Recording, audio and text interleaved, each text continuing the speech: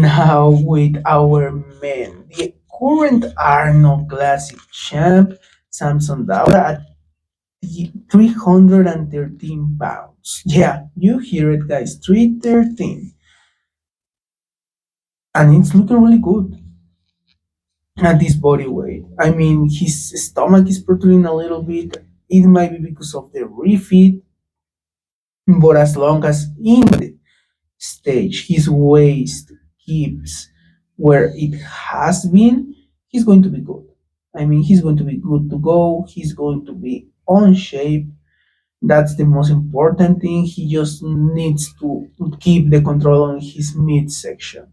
But besides that, he's looking great. This is at him as he at a guest posing, as you can see. He's not looking that crazy anymore, but probably because he's off from the PDs. He's trying to clean his body and so he can be healthy and get back to it again. And I'm really excited to see him. Honestly, guys. Yeah, boy. Then we have big Ramy. Obviously, this is a photo from the Arnold Classic. And guys, do you think he got robbed? I mean, I don't know if I can say if he got robbed. The imbalance between his upper body and his lower body was very noticeable. And I think that he will need to come back to a package similar to 2015 with the smaller legs. I know that sounds crazy, guys, but I think that that will help.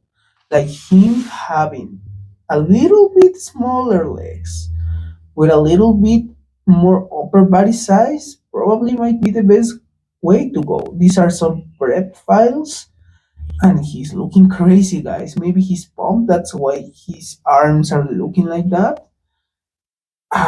It's insane, guys. I honestly think that Birami can regain his glory by how crazy it sounds. He just needs enough time.